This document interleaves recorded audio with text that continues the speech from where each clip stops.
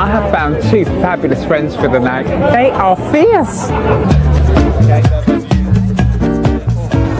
I'm wrecked. Whilst filming in Ibiza, Tyrone picked up a stomach bug. For anyone else, it would have been a minor ailment. For Tyrone, it was much more serious. With a weakened immune system, something like Giardia really doesn't just knocks you for 7, really lays you out. And he got very ill, he couldn't shake it. It was around this time that I was supposed to be going off to Brazil as an ambassador for Christian Aid, looking into the link between HIV/AIDS and poverty. I had no real idea. All I knew was gorgeous people and sun and sand and thing. So there was that pull of seeing this exotic country that I'd read so much about. When I actually got off the plane and saw it for myself, I realised that all my preparation meant nothing. I was absolutely astounded by the abject poverty that people had to deal with. I'd never been to a community where the houses were built on stilts, wooden houses, built on top of an open sewer, where there wasn't running water in the whole community. I'd never seen anything like it.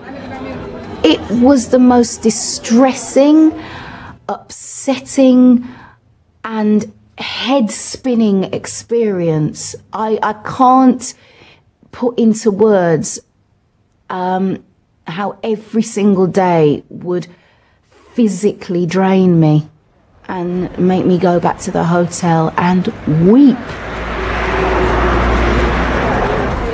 We asked for solution, for your retribution. So while this world marches on with your memory gone, my heart will remember. Still you're my fallen soldier. Yes. Thank you. I was shown by the Christian Aid partners to this place in a hospital, which was called a toy library, where kids who were born HIV positive could be entertained for hours on end while they were waiting to see the doctor. I remember a little boy called Gabriel. He was 7, you know, just wide-eyed and full of living. He said, "Oh, draw your flag, and I'll draw mine." And you know, so I did a really rubbish Union Jack, and then he did this fantastic, you know, the Brazilian flag with the colours and everything. And he said, he signed it, you know, to Beverley from Gabrielle, and then he wrote, "This is so you don't ever forget me." And that was when I realised that Gabriel was acutely aware of his own mortality. When I got back, I wrote the song Salvador, and the first verse describes him. In the corner of the city, there's this vibrant little kid. He was a beautiful little boy with big hazel eyes. When I close my eyes, I can still see him. He has all the world's ambition, but he lives on borrowed time. With his terminal condition, he'll be gone before he's 9. I can't ever forget that. I can't ever forget that. A part of you is changed permanently, and it also helped me to understand perhaps in some way Tyrone's own position with his HIV status. When I got back, Tyrone was so ill. I was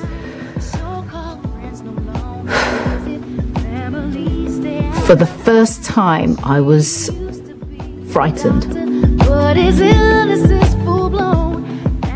within a few hours, his condition just deteriorated, his breathing became irregular, and in the middle of the night, I had to call an ambulance, whiz him down to the nearest hospital, which, thank God, was at the bottom of the hill by where I lived. Eventually, after many tests and, you know, needles and all kinds of horrible things, they diagnosed pneumonia. I was frightened. I was very frightened. He was frightened. All right, kings. How many kings are in the house? After the release of her album, Who I Am, Beverley was scheduled to undertake a solo tour. Even with Tyrone's encouragement, it was a real wrench. It goes like this, yeah? It was really tough, going on tour, knowing it was going to be a hell of a tour. The album had done so fantastically well, and, you know, the fan base had grown immensely, and all of that was so fantastic. But in the midst of this was my own kind of private whirlwind of hell going on. The very first date that I played was Bristol. Ill as he was determined that he was going to at least catch that show. I was like, are you crazy? No, I'm coming to Bristol. Fine, he's coming to Bristol. December the 1st, 2002. December the 1st, as you may know, World AIDS Day. December the 1st is also Tyrone's birthday, just by a massive twist of irony there. Well, what I did was got the whole audience to sing happy birthday to him, which he absolutely, of course, loved. Oh, thank you so much. And then I dedicated Gold to him. And of course, that song took on a whole new meaning. That song is a very important song in my career, I now realise, and will continue to be so.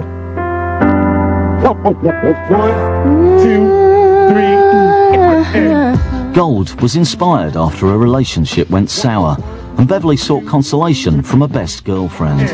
Some people never recognize it. She said, you know something, Bev, when I look at you, I see someone who to me is like gold. You're very precious to me and very special to me, but sometimes people don't always recognize gold when they see it. And whilst I'm listening to her words really began to resonate, and so I'm kind of like, I'm starting to tinker now. I'm tinkering in the key of F, because when you're not very good at a piano like me, F is just like, yes, sounds good. So I'm tinkering, and I'm playing these chords like this. It's kind of pensive chords.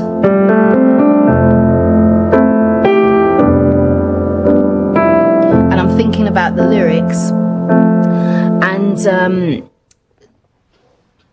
it put me into a certain kind of mood, and I'm looking at the lyrics, I'm playing these chords, and in my head this whole picture of how people used to pan for gold and get excited because they found a shiny pebble. Oh no, it's gold, and it's not, it's just a shiny pebble, and the shine was the light glinting off of it or whatever. And then some people do actually see gold and let it slip through their fingers because they don't actually know what it is. They don't recognize it, you know, they think, oh, some yellow thing, whatever. And all those things were whirling around in my head, and so I started to write the song Gold. And the image, the chorus, you know, I'm gold, catch me in the slipstream. What I was saying was, you know, the literal idea of this, of putting your hand in a river, and as the current's going through, your hand acts as like a sieve, like a filter, and you catch the gold as you see it, type thing. And if you know the worth of it, you'd hold on to it, you'd never let it go.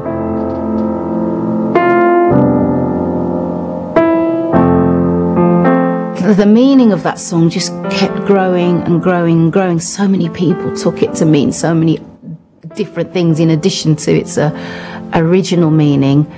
And that night, Gold, when I sang it to Tyrone, it was it was saying to him that he was gold, you know, that I'd caught him in that slipstream and I was not going to let go of him, no matter what.